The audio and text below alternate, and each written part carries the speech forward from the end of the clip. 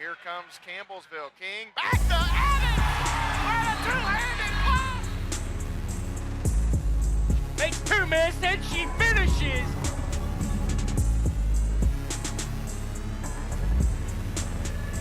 Score from third, he's going to, sliding safe!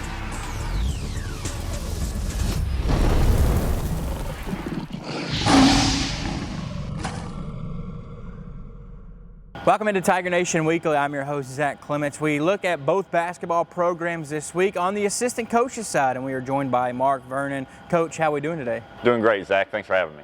So we just got off Christmas break. How was your break? Break was great. Obviously, as a coach's standpoint, 9 or 10 days off is probably a little more than you would like, but it is nice to have a little bit of break, especially our guys who don't live close to home. They get to go home, see family they're not seeing in 3 or 4 months. So it's good and it's much needed. Was it a favorite gift that you got? Not really. I'm today's now to where it don't really matter what I get. So I'm more concerned in seeing what nephew and niece get and their reaction. So we'll look at the basketball season. Last semester, you were able to get a couple of games under your belt. How was that whole semester?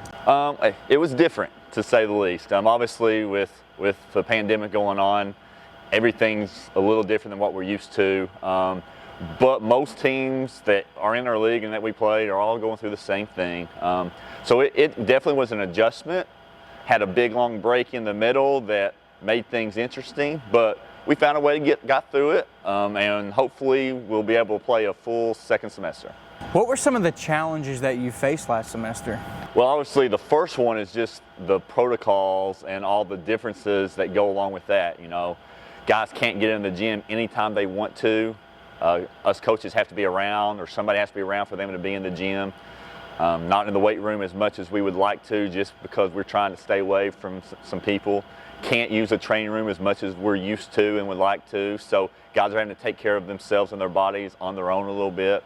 And then just the fact that, you know, you've got a mask on as a coach all the time. And that takes some to get used to. So it's definitely different.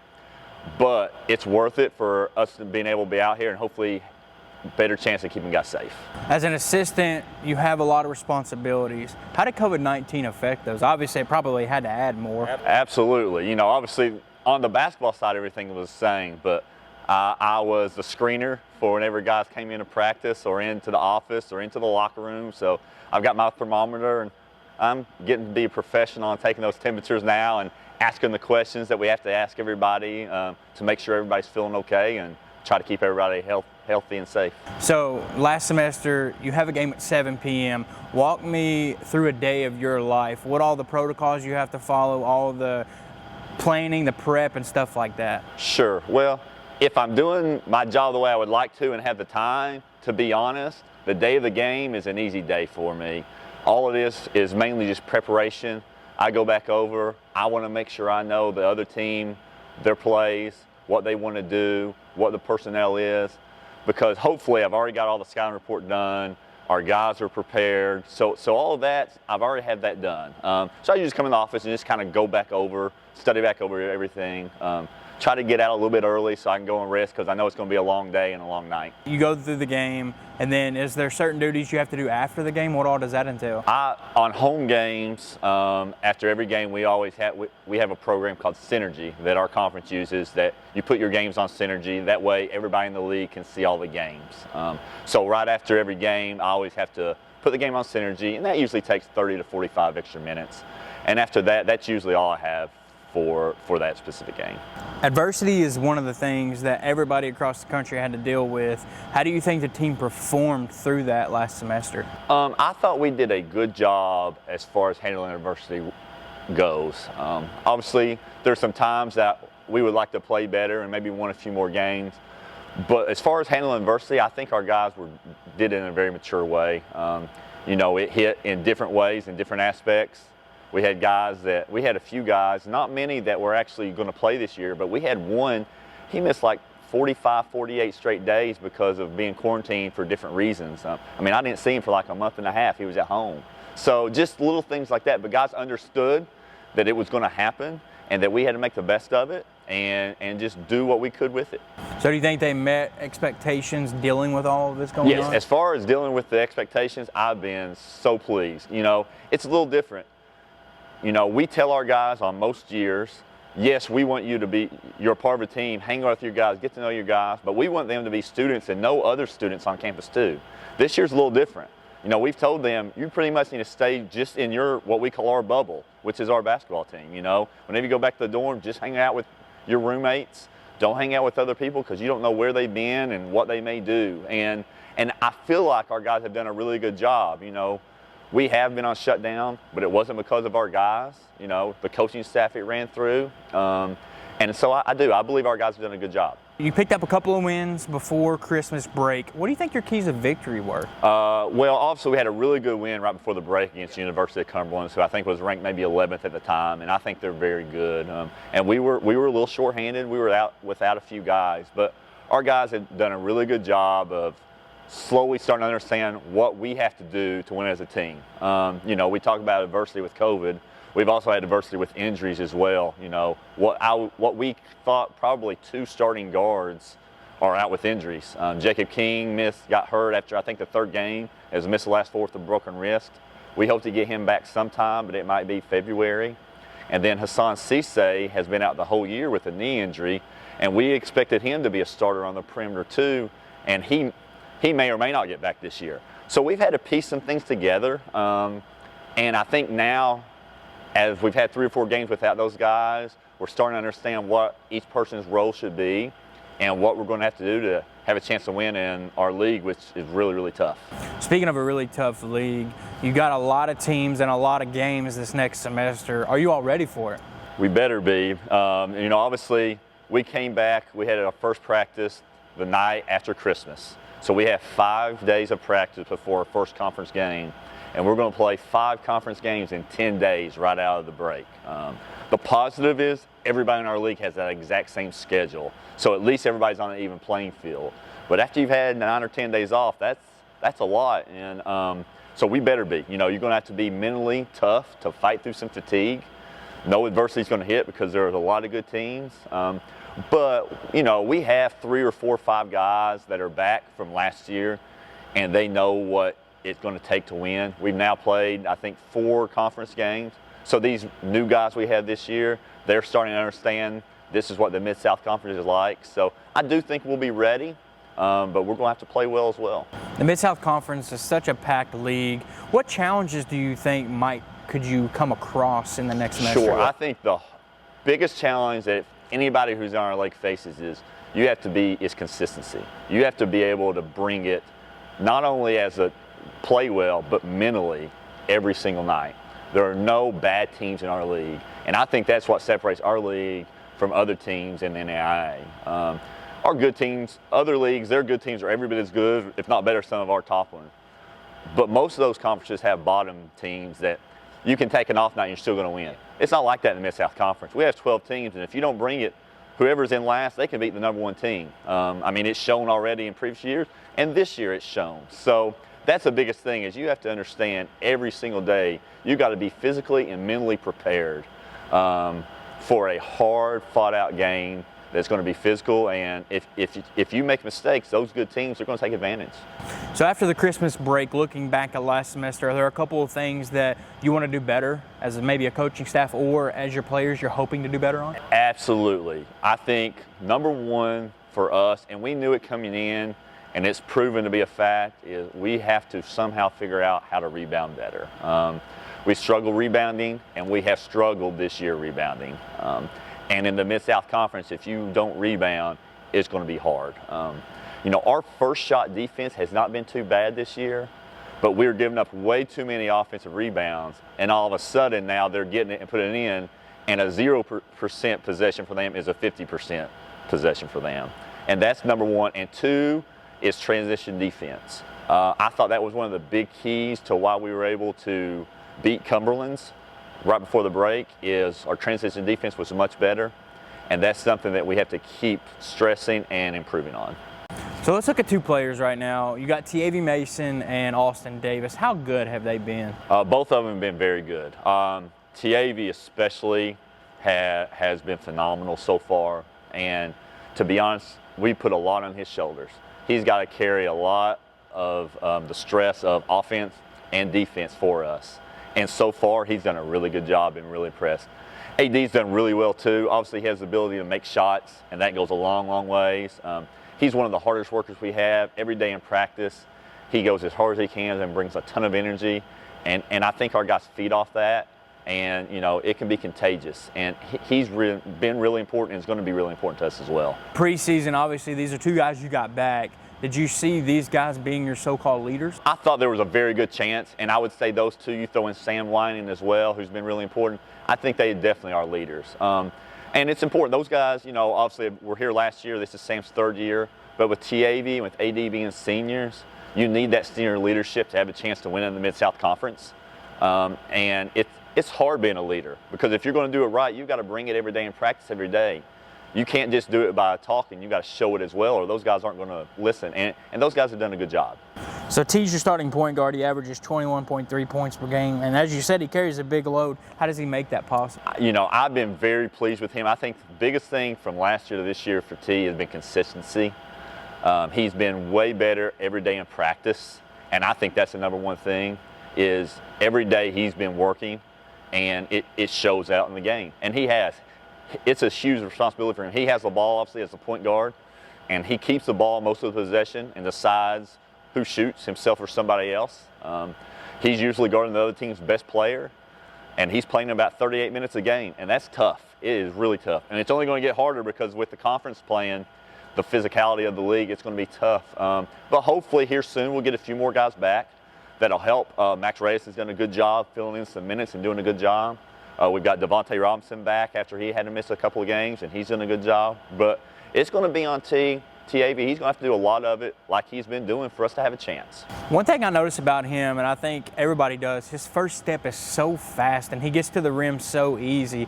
How have you seen his game progress from last year to this year? He is really, really fast, and he can get to the rim about as well as anybody. Two things I think that have made him a better player this year than last year is, one, he's developing a better mid-range game. He's been able to pull up and make a 15, 18-footer that if he can even get that to become more of a consistent shot for him, it's pretty much unguardable. But two is his decision-making once he's getting into the paint, I think has been so much better. Last year, and some of it was because we struggled making shots last year, but last year I thought sometimes he took too many ill-advised shots whenever he should have kicked out. And I think this year he is making the right play, whether it's shooting himself or dishing out, way more of the percentage of the time. You know, even though we've not made some that he's made great passes, he's continuing to make those passes because he has trust in our guys. And I do think our guys will end up knocking those shots down. We have enough good shooters that will. And he also gets it done on the defensive end as well. As you said, he guards the opposite team's best player, and he's so fast. And a lot of the times that's where some of your points comes in transition, is after he gets a steal. How does he do it on the defensive end? Instincts and just quickness. And he is. Whenever TAV's one of those guys, whenever he knows he's guarding a good player, he takes that as a challenge, and he wants to make sure he gets the best of that guy. And that's one positive about putting him on the other team's best player. Not only is he our best defender, but I think he likes that, and he likes that challenge. You know, with those injuries, Jacob King, Hassan Cisse especially, Hassan is a really big-time defender. That's probably what he does best. And we were going into the season thinking, okay, we can give TAV a little bit of a break defensively sometimes. We'll put Hassan on the other team's best player. But once Hassan and Jake went down, now some of the guys we're putting on the perimeter don't have the foot speed that TAV has, so it's all on TAV's shoulders again. And again, he's done a great job so far rising up to it. Austin Davis, he's knocked down a lot of shots this year. How have you seen him improve? Yes, AD will have games where he doesn't get a ton of shots, and here's why. Everybody knows what AD can do. You know, whenever you're a great shooter like AD is, the other team's objective, don't let him shoot. And so he's getting face guarded, and that's what happened against Cumberland. You know, if you ask AD, he probably was a little disappointed in his performance because I think he was 0 of 2 from the field. But what he doesn't understand maybe is we were playing 4-on-4 because they did not let him get a shot. And now the floor spread for those other guys, and it happened. Max Reyes had 14. Sam Whining had 14. And a lot of that was because they were so worried about not letting AD get a shot, it kind of opened the floor up for some guys. AD's doing great. You know, obviously, he's in the gym all the time working. One thing he's really doing well is getting off handbacks or off screens, one dribble pull-ups, which he's really good from there. He's even getting to the basket a little more this year, so he's expanding his game.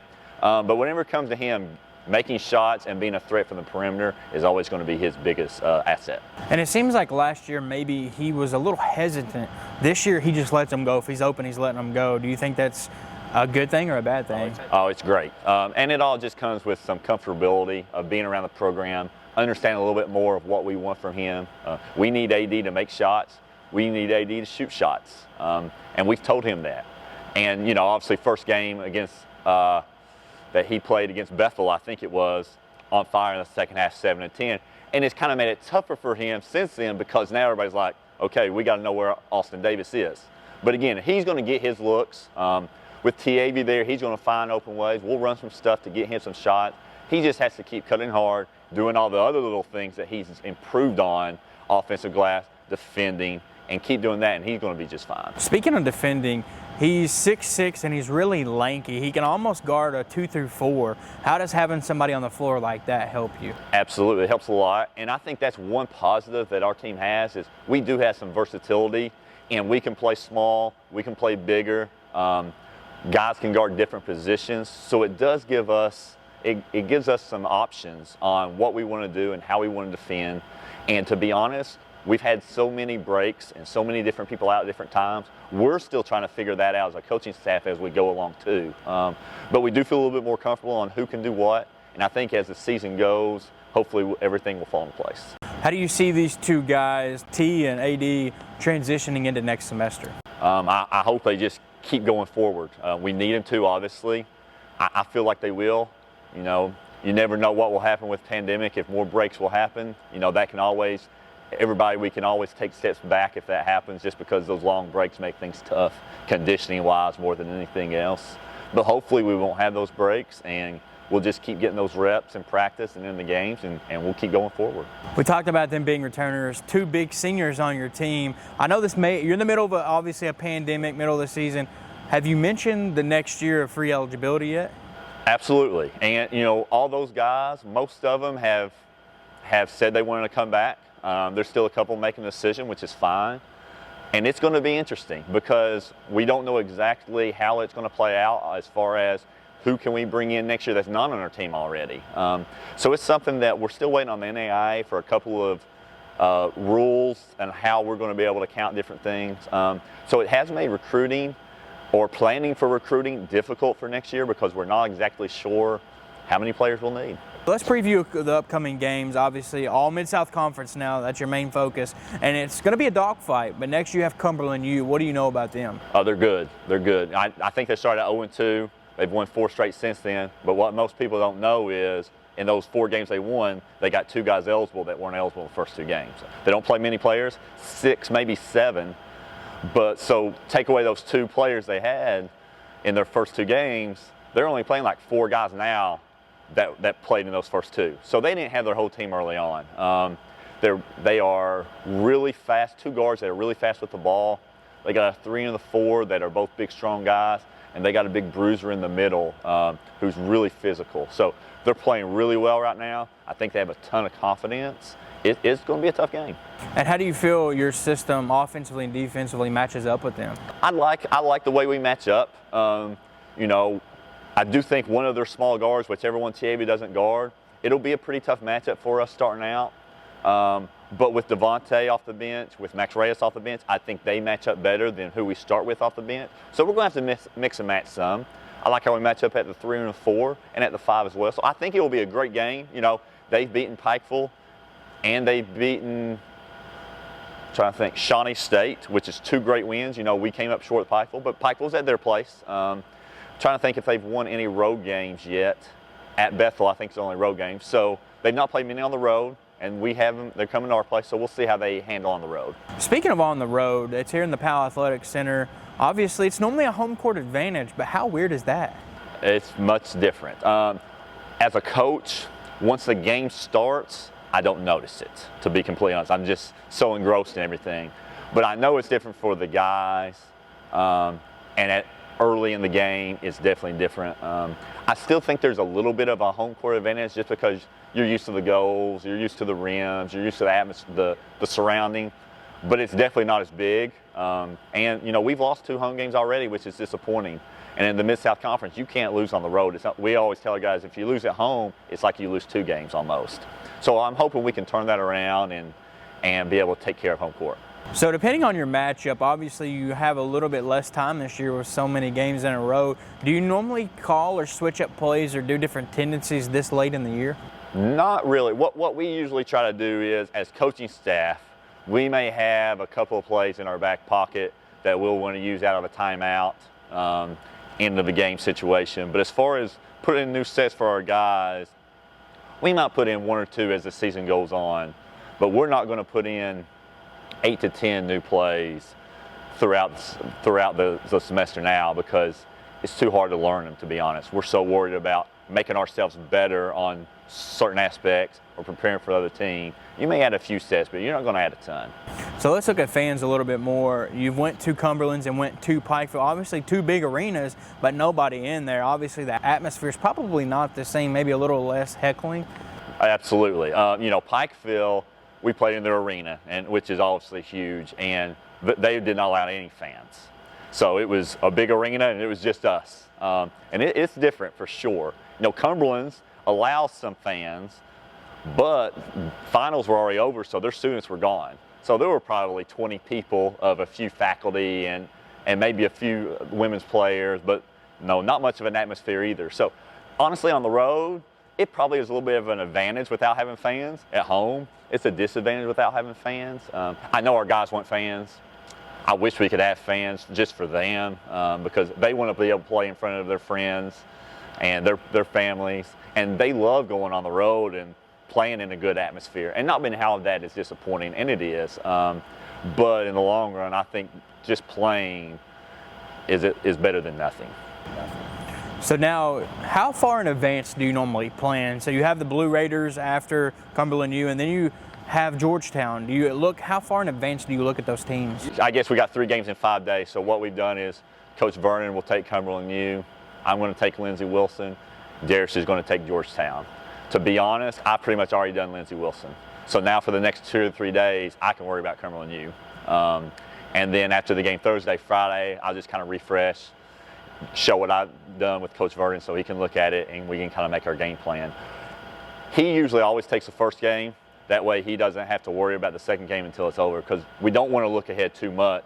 But at the same time, if I waited till Friday to start on Lindsey Wilson, I couldn't prepare as we need in half a day, which is pretty much all you have. So it's definitely, you got to plan it out and make it work. But the last thing you can do is worry about the next game before the one you're playing is already over, especially in the Mid-South because there's no easy game. So you say you already got Lindsey Wilson pretty much planned out. What do you know about them? They're good.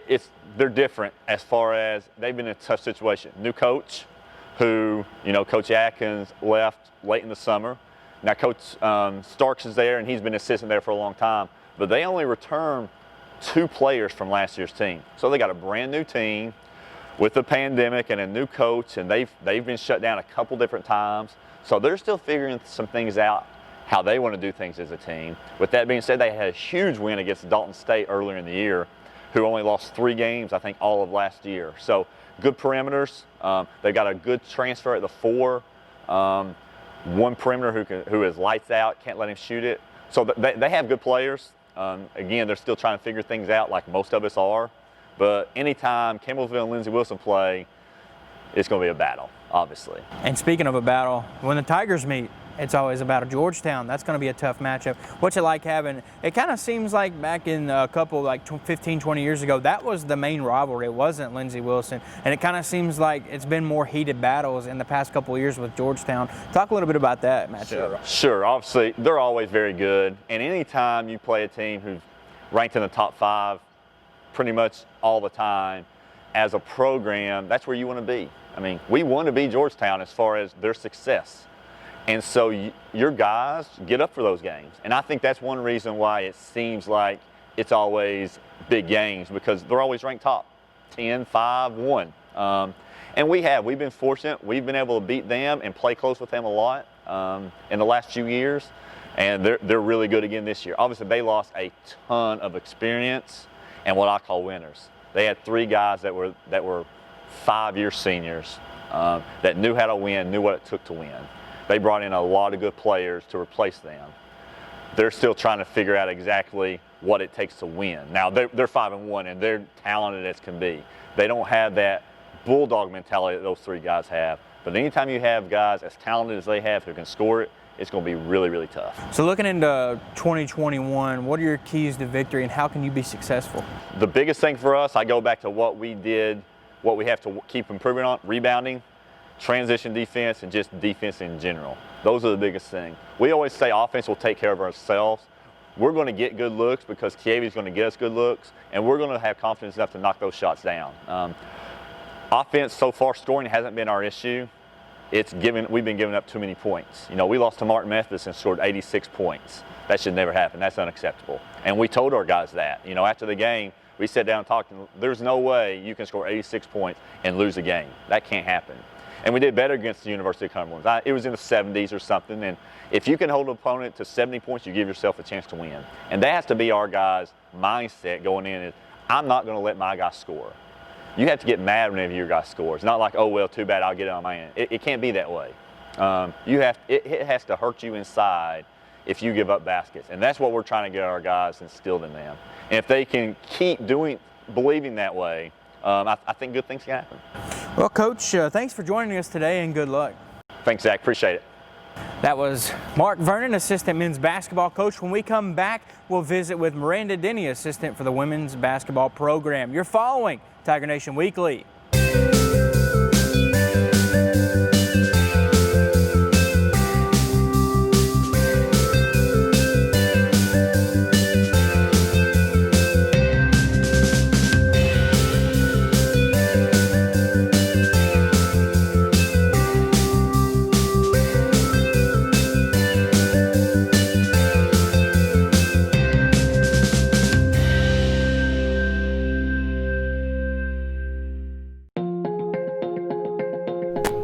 Excellence.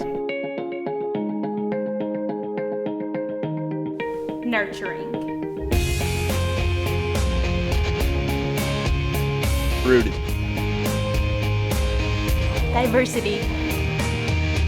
Experience personal, academic, and spiritual growth at Campbellsville University.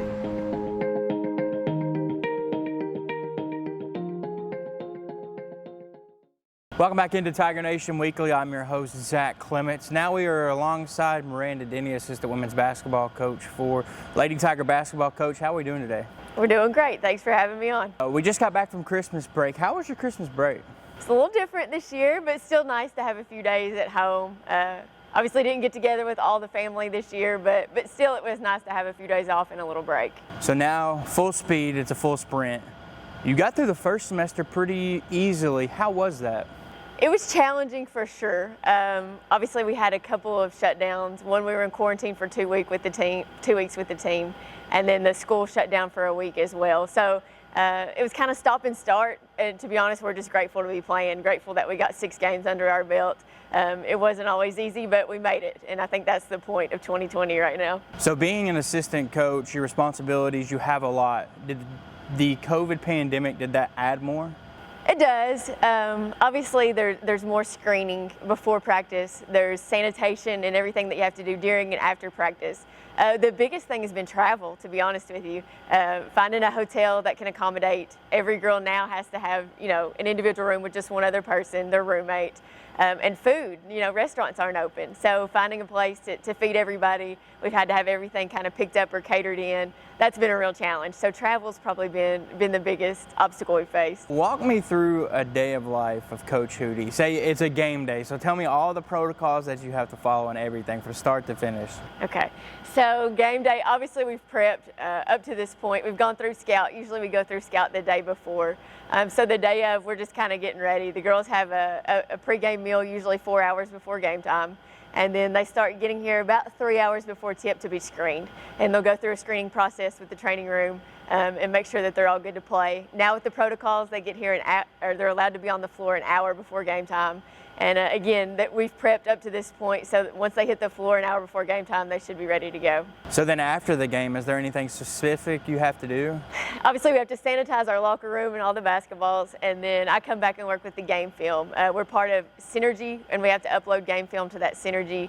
And like I say, the sanitation part of it's been a big difference this year. Given the circumstances a lot different this year, how well do you think the team has come along? I couldn't be more happy with where we're at. Not just the COVID, that's hard enough. But then you lose a Madison Faulkner, and you lose a Caitlin Hall, and even a Kristen Hall, who was a leader on the sidelines. It's hard to replace those kids. So you couple that with the fact that this has been the craziest year ever, and everything's different and feels different, and I'm just really proud of the resilience our team has shown. So through all this, you picked up 6 wins in the first semester. What were some of your so-called keys to victory? I think it's just Lady Tiger basketball. We play great defense, and we play really hard. We're not going to be taller. We're not going to be more athletic. There's a lot of times we really don't even match up, but hopefully our defense is good enough and we'll outwork you enough to be able to win. And this group works really, really hard. They're not very vocal. They're not really loud, but they just go out and get the job done. So now you go into the spring semester. It's all Mid-South Conference. How tough is that going to be, and are you all ready? I hope so. It is going to be tough. It's going to be a real grind. I genuinely believe we're the toughest conference in the nation. If not, we're right up there.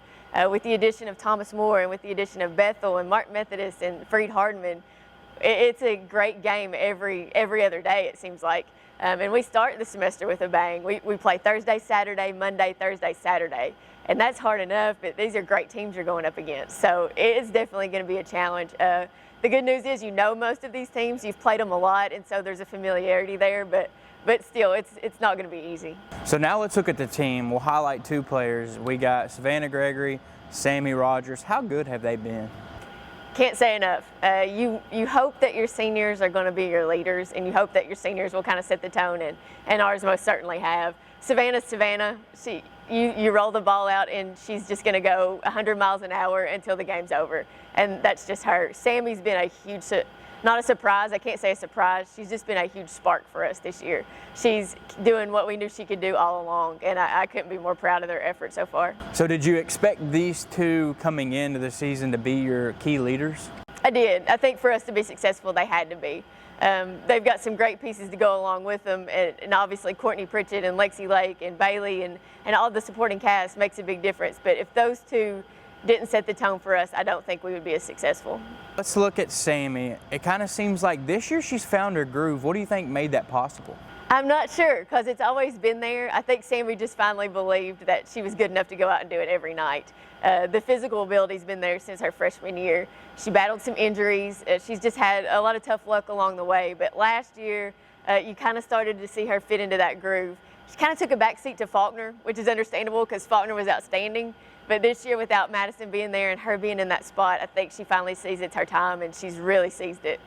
So Coach said that if she rolled a ball out and said, I need somebody to go score, even her freshman year, that it would be her. It was maybe the comfortable in the zone type deal. How have you seen her progress from her freshman year to now this year? Sammy's always been a great shooter. It's just smooth. But this year she's added the dimension of being able to put the ball on the floor and get to the rim. And at a 4, she's being guarded by a post. That's just a really tough matchup for a post to keep up with her quickness. So adding that has just elevated her game tremendously, I think, because she can still shoot it, but now when they honor that, she can get to the rim as well. And it seems like even in that Pikeville game, she kind of struggled from deep, but then she's able to deck it. So that brings a much more power to the offense. Does that kind of spread out the floor and kind of fit into the system? 100%, yeah. You look around, we're not big. We're not going to score a lot in the post. So any buckets she can give us, easy buckets around the rim, we have to have those. Like you say, especially when the three-point shot's not falling, you got to get your buckets easy from somewhere, and she's the easiest bucket we can get a lot of times. So now we'll look at Savannah Gregory. She has such a high motor. Can you coach that? No. It's nothing that we've done to make her that way. That's just her. And to be honest, we've had to adapt things to fit her. We press because of Savannah. She's her own press. I mean, I've never really seen anything like it, but she's a dream to coach because you never have to ask her for effort. It's just a given. She may do some things wrong, but it's not because she's not giving you absolutely everything she has. So she's definitely put her stamp on Lady Tiger basketball. How does she do what she do? I wish I knew because I'd bottle it and sell it.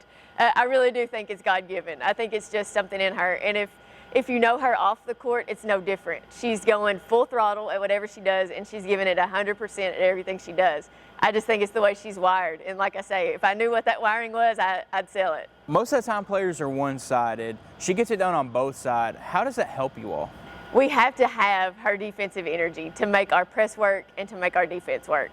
When she adds the offensive part, I think we go to the next level because you know she's always going to be there defensively. But if she can give you something out of her offense, not just off a steal, but can she create something off the dribble? Can she shoot a three-point shot? When she adds that, it takes our team to the next level. And the defensive side, I feel like personally she doesn't really get a whole lot of credit because some of the steals people get credit for because she's forcing those turnovers. So even on the defensive end, how do you see what she brings at the top of that full court press? You're exactly right. A lot of times she doesn't end up with the steal, but she's caused so much chaos that somebody else ends up with it. And that's what we ask her to do. We just tell her to go rattle them. Just make it as difficult as it can possibly be to dribble or pass.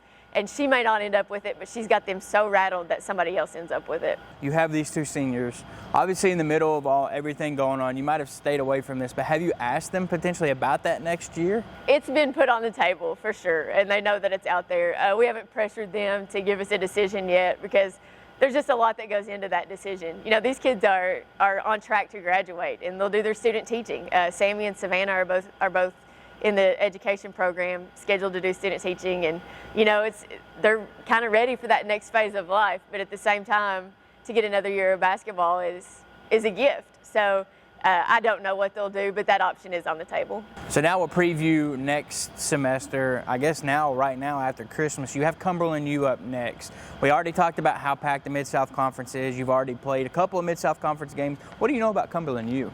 Cumberland U is very young. They got 3 freshmen, 6 sophomores, and some transfers mixed in. So they're still young and a little bit trying to figure things out under their head coach. This is his 3rd season, so he's still trying to work his way into the Mid-South. They play very hard. They're a pressing team. They get up and down the floor. They obviously beat Freed Hardman early in the year, so they're making strides for sure. I don't think it'll be an easy win for sure. How do you think your all system, maybe offensively and defensively, match up with them? Defensively, I like the fact that their assist-turnover ratio is not great. They will turn the ball over if you get after them, and that's been our calling card in the past against them. We've been able to turn them over. I hope we're able to do that again. And again, the inexperience kind of factors into that. It's hard to simulate what we do in practice. So if it's something that you've never seen before, never gone against, sometimes it can catch you off guard, and I hope that works in our favor. So you mentioned the win against Freed. Obviously, they have to have some strengths. Do you know what that is?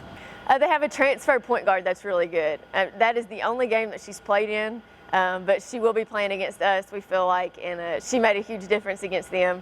And they're just really active. They play hard. Again, Freed didn't have some of their players, but credit to Cumberland U, they played a really good game, and they've got nice pieces. They really do. And if it all fits together, I think they've got the potential to be great. So the game is here in the Powell Athletic Center where we are right now. It's normally a home court advantage, but due to COVID-19, how weird is that?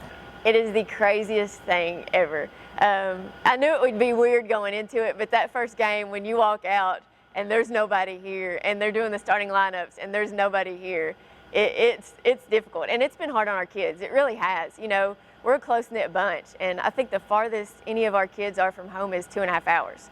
So their parents are here. They drive to games. Their aunts and uncles and grandparents, and they're all here at the games, and to look out and not have them here, it's been hard on them, especially the seniors. But the atmosphere is completely different. It's just, you try to manufacture your own energy on the bench, but it's totally different. Now, do these cardboard cutouts, do they impact you all? You know, the girls have honestly said it does help.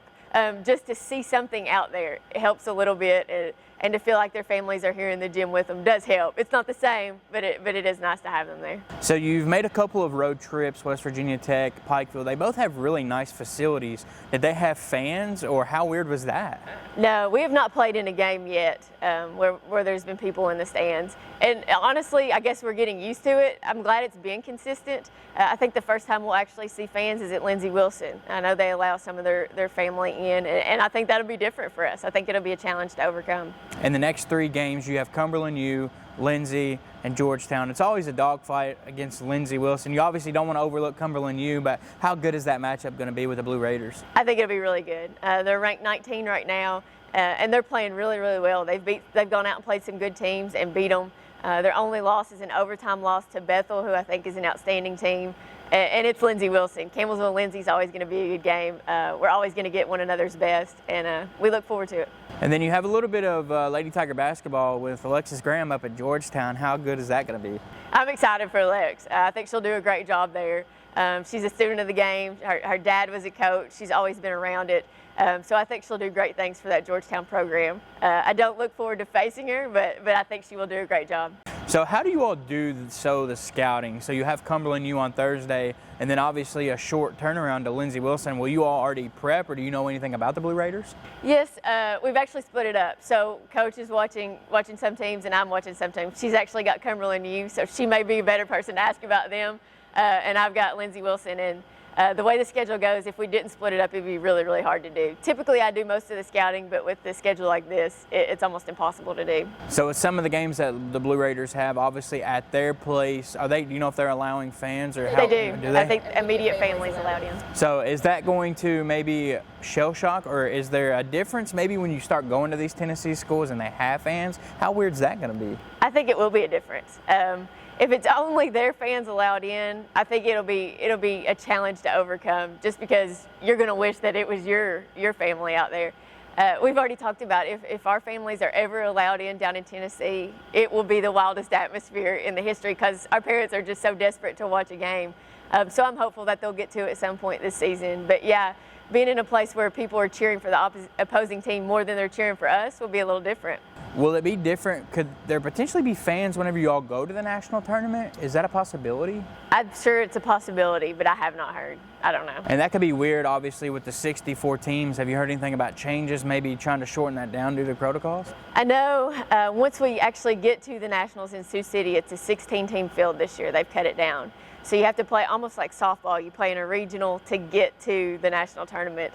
And I'm not sure how I doubt they'll allow fans in. I really do. I doubt there'll be fans at regionals or at nationals. Now, will you all have to host maybe? Is there host sites? Obviously, you play kind of like a pool play. There will be. I know Bowling Green was in talks to maybe be one of those sites, but it'll be a really different setup to get to the nationals this year. Did you have a good holidays? How was your holidays? Holidays were good. Got to spend a little bit of time with family. Obviously, it was different. Didn't get together with all my family this year, but I think that's kind of par for the course this year. But obviously, nice to get some time off, nice to spend time with family, and got some gifts, so that's always a good thing. What was your favorite gift you got? Did get some golf stuff, got some golf balls, got some golf shoes that I'm going to be looking pretty good in, some tees. So yeah, I'm set up for the summer. When was the last time you golfed? Have you got to do a whole lot of that? No, not since school started. I guess it was the Big Maroon Scramble late in the fall. We played in that, but that was in September maybe. That's the last time I've been on the link.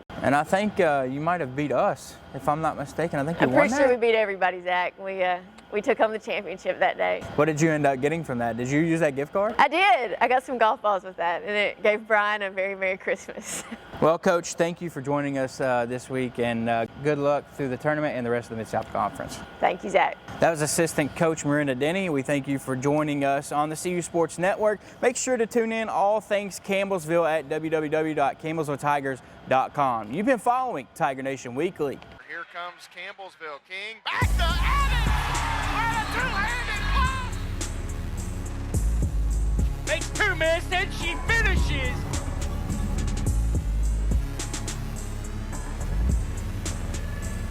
From third, he's going to sliding safe.